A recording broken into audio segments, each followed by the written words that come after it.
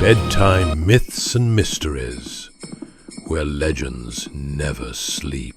Welcome back to Bedtime Myths and Mysteries, where the lights go low, the stories sharpen, and the strange little truths hiding inside ordinary traditions finally get their moment. Tonight, we're unwrapping something you've seen your whole life, but probably never questioned.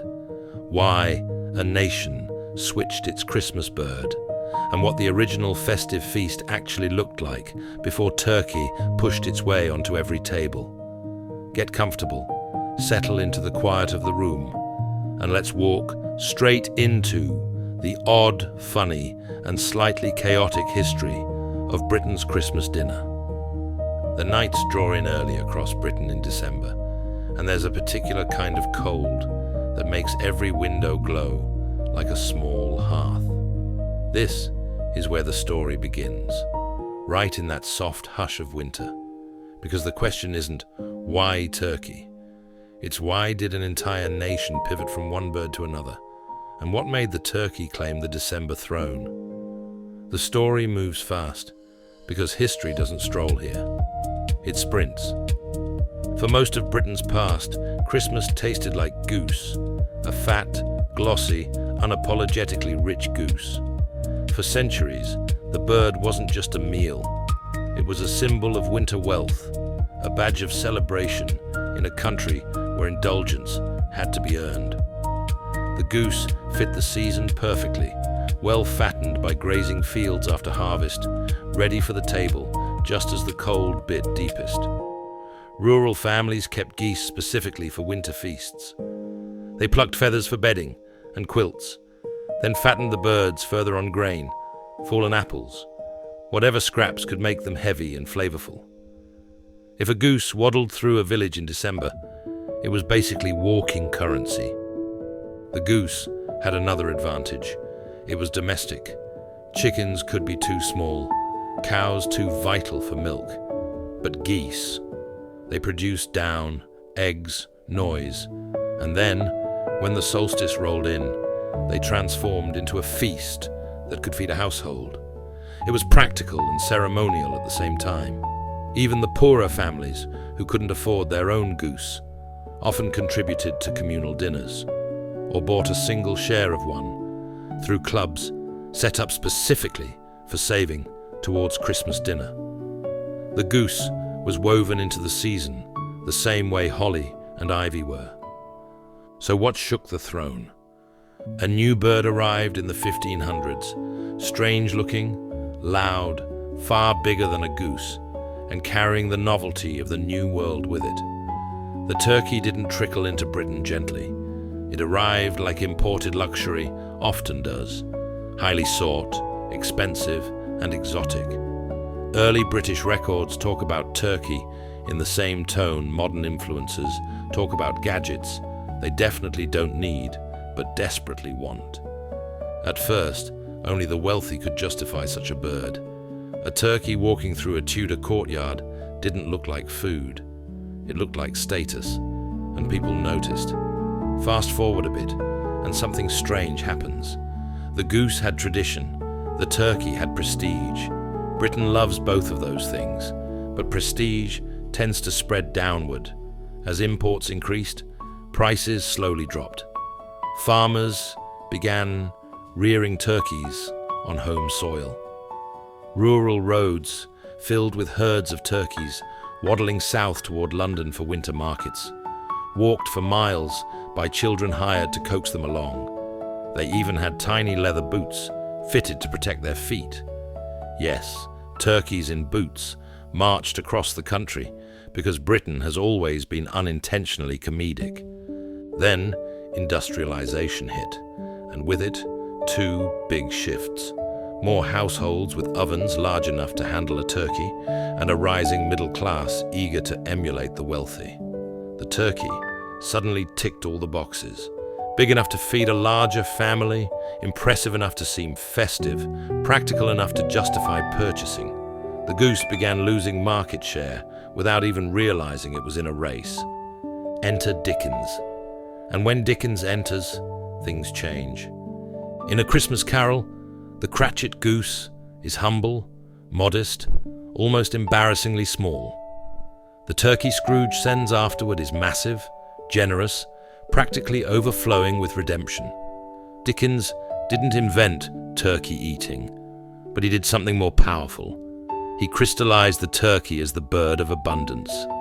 A nation that loved symbolism drank that image straight in. By the late Victorian era, turkey wasn't just fashionable.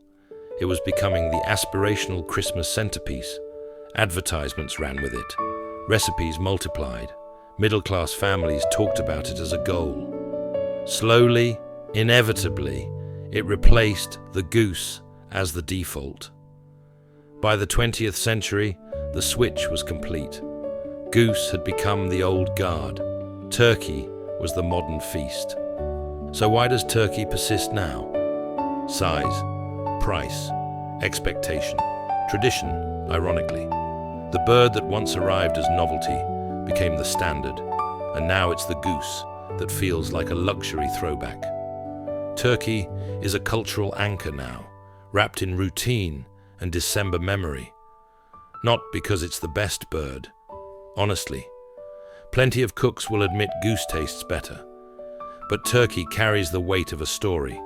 Explorers, farmers, Victorian dreams, Christmas tables swelling with people. The bird became a symbol of family gatherings, large enough to justify something oversized. It became a shorthand for the moment. Christmas is the one time families feel obligated to be under the same roof, even if only to argue about roast potatoes. And turkey fits that structure. And yet, the original bird still lingers. Goose hasn't vanished. It waits at the edges of tradition, kept alive by those who chase older flavors or want something smaller, richer, and closer to what Christmas tasted like, before Dickens turned up with a quill and an oversized poultry order. So the history winds down like this. Britain didn't choose the turkey all at once. It shifted toward it because it was new, then because it was impressive, then because it was practical, and now because it's expected. That expectation calcified into tradition, and once tradition sets, it's hard to pry loose. The goose may have been the ancient winter feast, but the turkey became the modern one. And here we reach the end of the story, the table cleared and the plates scraped clean. The only thing left is the quiet truth that food traditions are never fixed. They're tides. They move with economics, culture, stories, and the desires of people trying to create meaning in a dark month. Maybe Christmas dinner in 100 years will be something else entirely. Maybe we'll go full circle. Maybe we'll reinvent the table again. But for now, December belongs to the turkey, heir to a throne it didn't ask for, and probably doesn't fully understand. The goose watches from history, proud, slightly offended, but still delicious. And that is why your plate looks the way it does every Christmas day. And that brings us to the end of the tale. From the old goose that once ruled December, to the turkey that marched in, boots and all, and took the crown. Traditions move, tastes shift, and the smallest choices end up weaving themselves into the fabric of a holiday. If you enjoyed this dive into festive history, remember to subscribe to Bedtime Myths and Mysteries before you drift off. New stories arrive often, and each one uncovers another strange corner of the world we thought we already understood.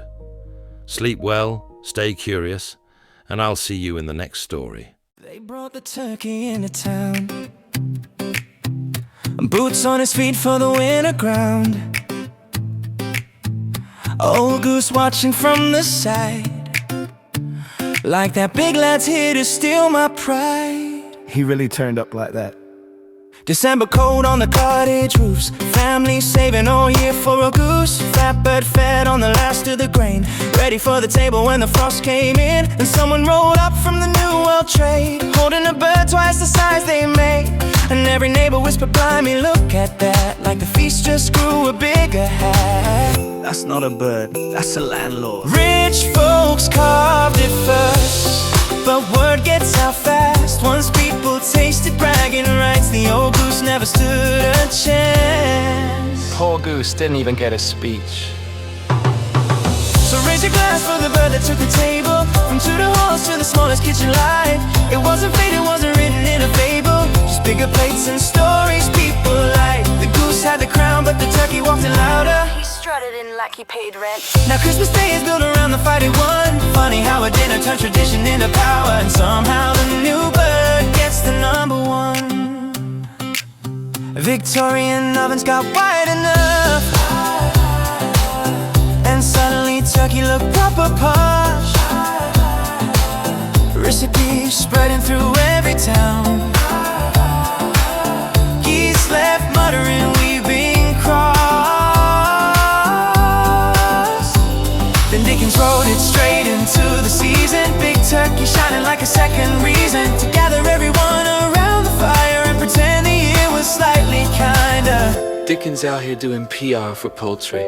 The goose still sits in old cookbooks, waiting for its comeback year. 2020 sweaty comeback tour maybe, but the turkey kept the center stage, and now we keep it there. So raise your glass for the bird that took the table, from Tudor halls to the smallest kitchen light.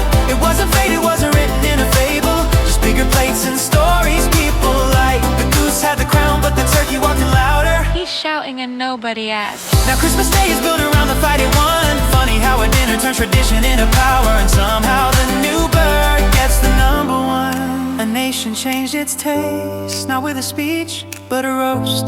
Roast diplomacy, not with a law, but a tray in the oven, and a family wanting the most. Every December we repick the move, bless the goose, but we pick the new. It's not about the flavor alone, it's about the story carved into the bone. Yeah, deep stuff about a turkey. So raise your glass for the bird that took the table, marching miles through the cold just to be here. Someone give that turkey a medal. The goose was first and still unshakably stable, but the turkey stole the spotlight every year. The old god watches on, still rich, still golden, still looks expensive though. But Christmas Day belongs to the louder one. Funny how a nation turns a feast into its folklore, and somehow turkey always wins it in the end. Boots on its feet, snow on its back, a strange new bird that never turned back. He really kept the boots though.